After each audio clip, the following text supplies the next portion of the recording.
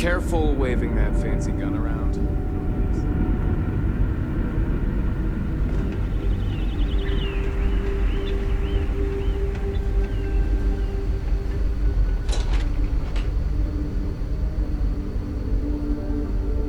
Miss Yang said we are experiencing history right now. Miss And Julia, that there will be books I have a written about question. us. I'm gonna be in a Sure. book. What is it? If there were animals on Earth, why aren't there any animals here? Oh. Well, there wasn't enough room on board when our ancestors My mom and dad left were Earth. scared when you We only had room. I don't know why. You seem okay. What about the new planet? Will there be animals there? Maybe. We don't know yet for sure. But if there are, they probably look a lot different than the animals we studied. Oh, cool.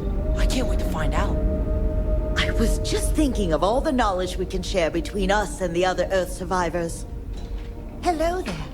Given that I don't know you, you must be this visitor I've been hearing so much about. I'm Julia, the Constant's chief historian. It's nice to meet you on this momentous occasion.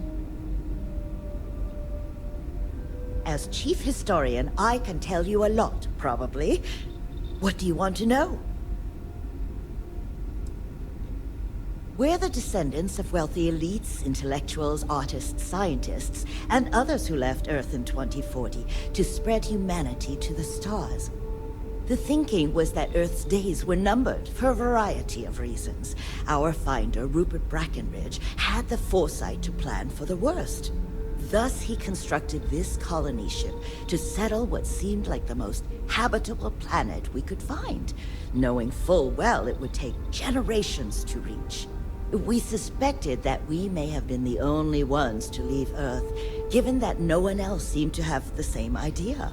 I'm glad we appeared to be wrong.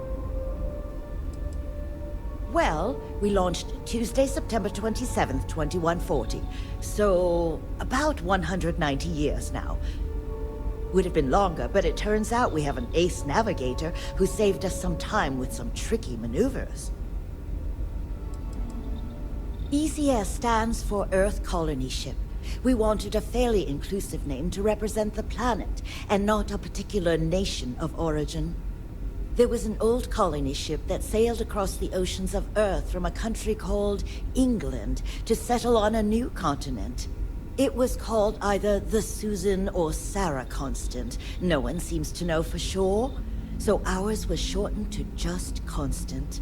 Ironically enough, that ship also reached what they thought was new land, and found it populated when they arrived.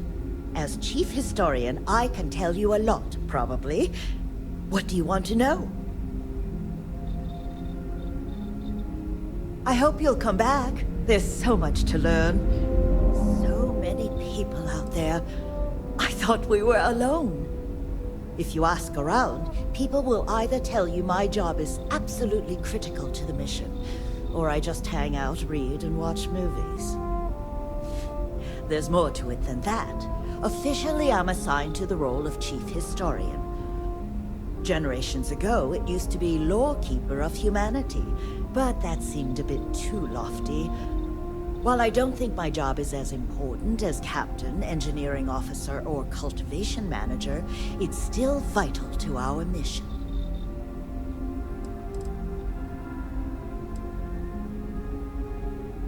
I do.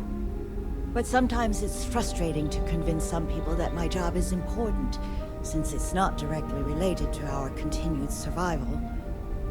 There was a time where I thought my sister was the lucky one, running the hydroponics farm and being responsible for feeding everyone on board.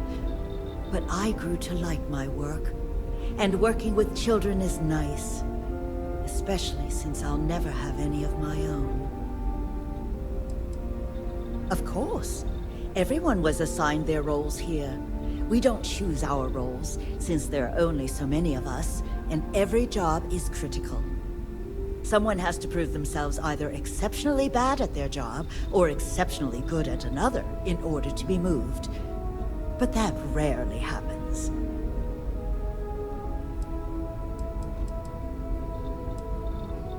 It's okay. I don't mind you asking. I'm actually proud of my choice. It's a great honor to give up one's ability to have a family so that others may. As you can imagine, a population limit is a necessity on board a colony ship. I made my choice long ago to give others the chance to have a larger family should they wish. Though, I suppose I don't need to worry about that now. Maybe it's time to consider it. I run the educational programs aboard the ship for all the children and any adults who are looking to learn about Earth history.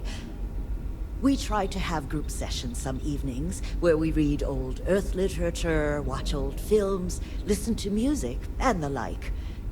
So yes, I hang out with children and watch movies, but it's more involved than that. We historians are charged with keeping Earth culture alive, so that we never forget where we came from. Thanks for saying so. If you ask around, there's more to it. Generations. While I don't think my job is